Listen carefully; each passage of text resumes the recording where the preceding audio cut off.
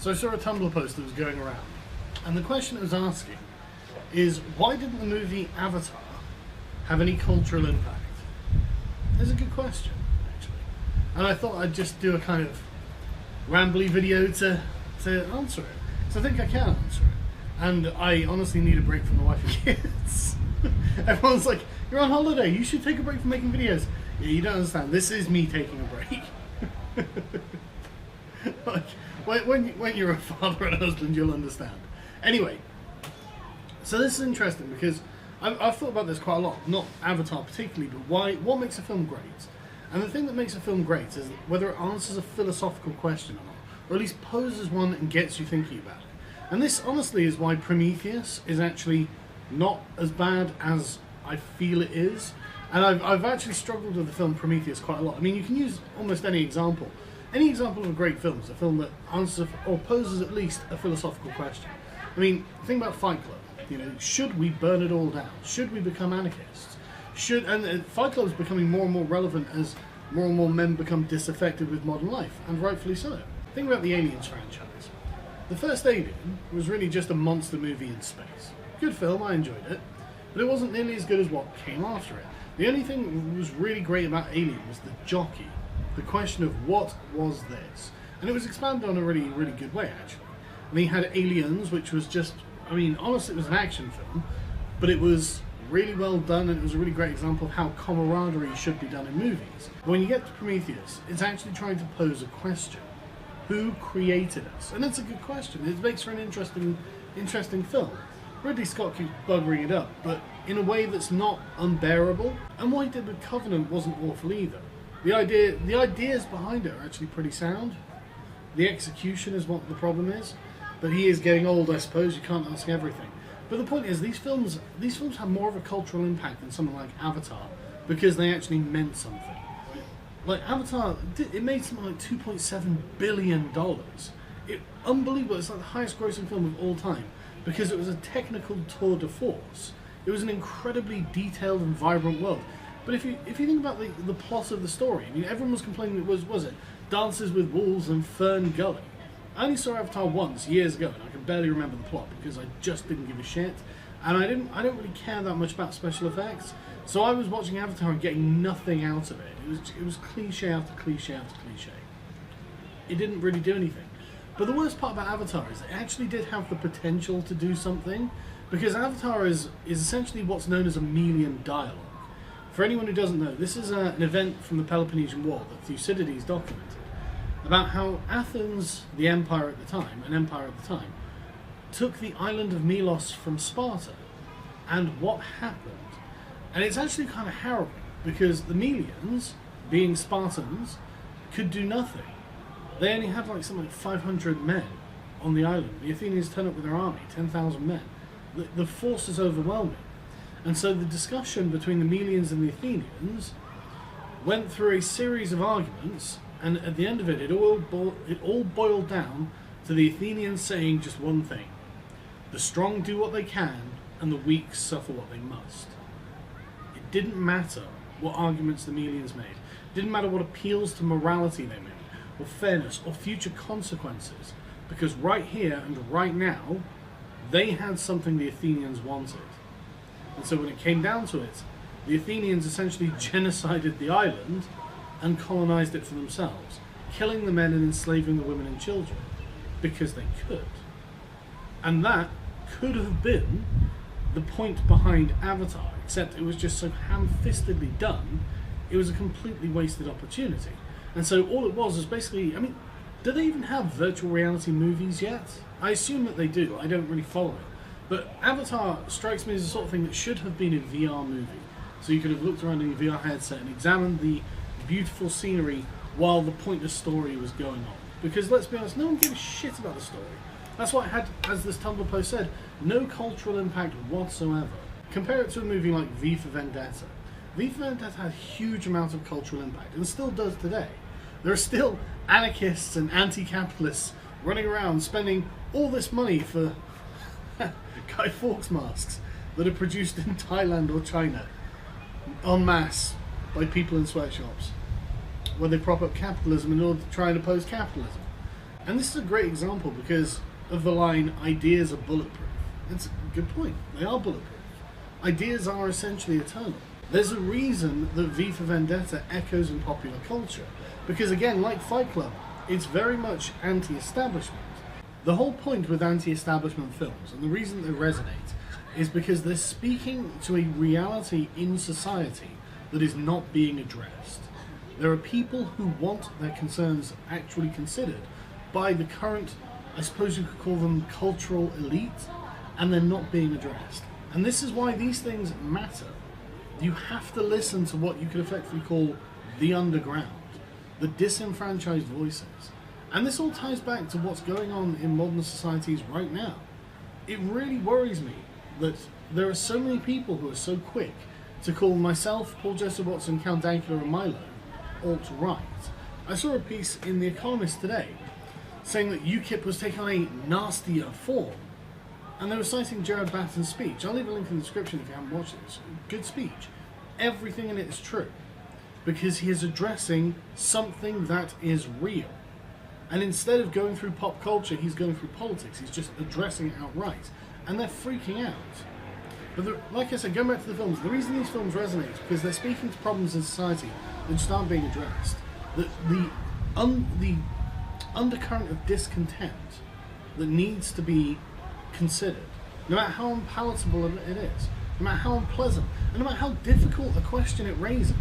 I mean, what are we going to do with highly conservative Muslims in the West that want to self-segregate, who believe that Muhammad was the perfect man and that his life should be emulated? The world has moved on, and it is true that most Muslims don't agree with what Muhammad actually did in his life. And yet the highly conservative, I mean, we know this from the Pew data book, but the highly conservative, highly religious Muslims, we're going to have to try and explain to them that this isn't acceptable. And the more we try and do that, the more they're going to hold to their convictions, I think. And the more problems we're going to have. Four Lions, if anyone has seen it, is another great example of this. It's a film with a surprising amount of cultural resonance, even though it wasn't like a big box office hit. The things that mattered, because the funniest thing about it was hearing what were effectively British people trying to carry out hardcore Islamist, jihadi worldviews. The best bit about it was the fact that as soon as you say something like this with a British accent, to someone who's English, it sounds common and absurd. I don't know how else to put it, right? And when they went over to Pakistan or Afghanistan, whichever it was they went to, they had a part where the jihadists there said, they called them English, said they distinguished them as being English, and essentially told them to shut up, they're useless, they don't even speak the language, they're not very good at what they're doing, they're in fact more of a burden than a help. And that's kind of true.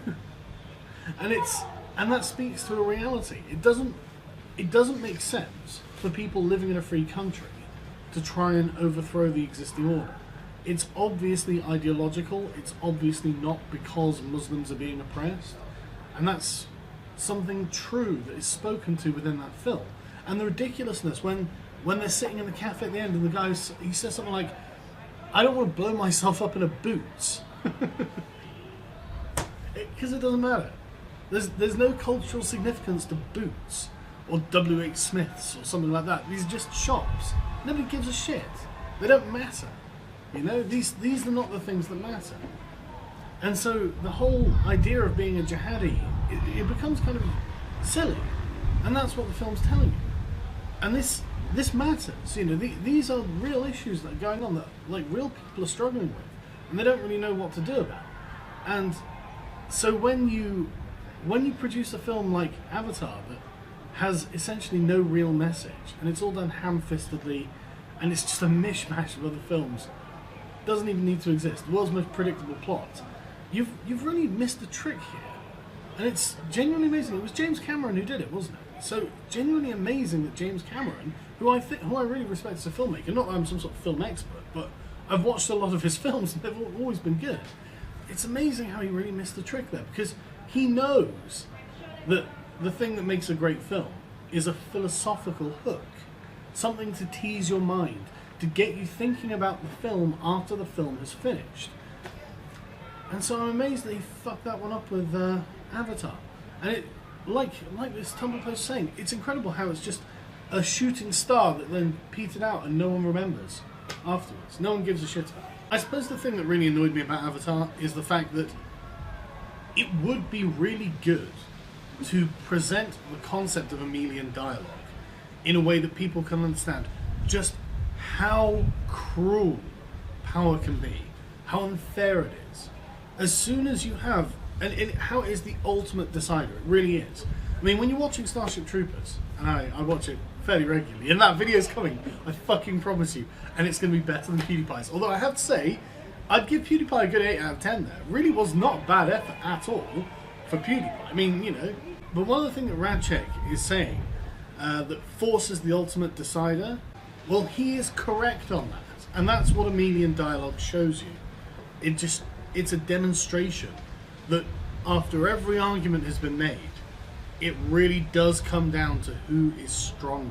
And the thing that shows is that justice does not come from power. Power alone is not the source of good, it is not righteous, it is in fact highly dangerous, and we should be legitimately concerned about it when someone's using it. And again, this is honestly why I'm a liberal. This is honestly the reason. It comes down to what is going to be checking power, what is going to be holding it accountable. And this is why in a liberal democracy, the state has a monopoly on force. That's the ultimate form of political interaction, regardless of everything else that happens. And it's half of power is perception, but we've gone past perception when it comes down to Emilian dialogue. Now it's about naked force. What can you do, and what can the enemy not prevent you from doing? It's something to be concerned about, and it's something to have to think about. Because if you want to be a good and just person, you can't just rely on force. And this is one of the reasons that I think people fundamentally find Islam to be a dangerous thing.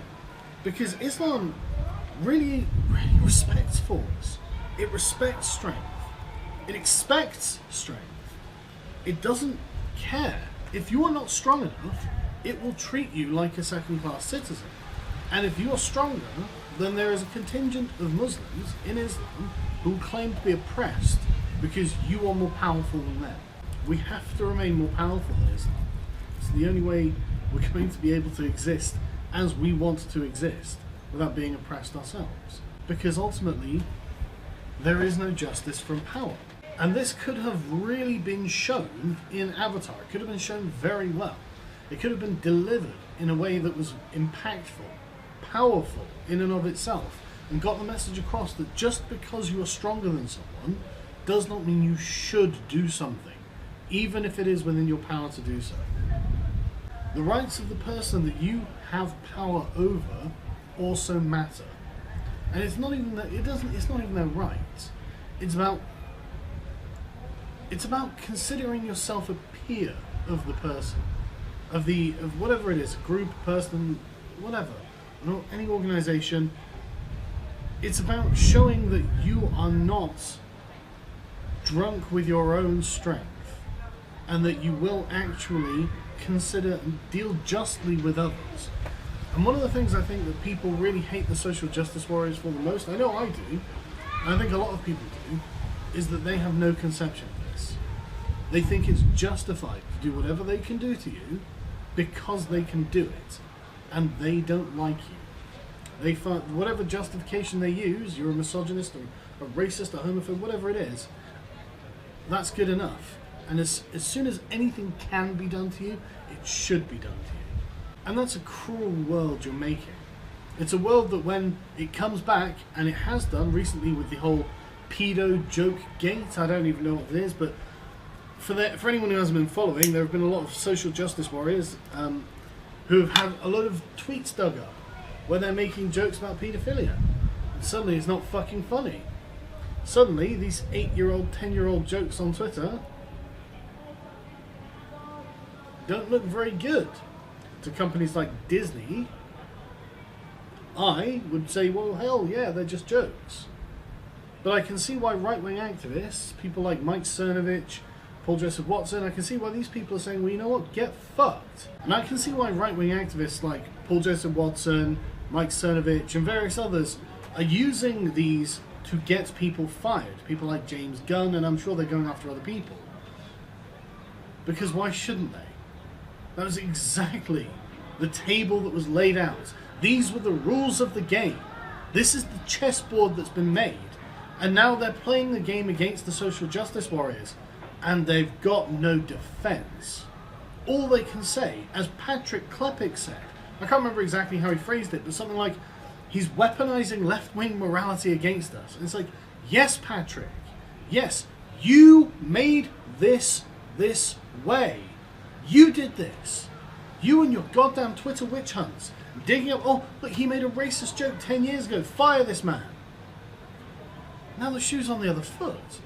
And I don't blame them for telling you to get fucked.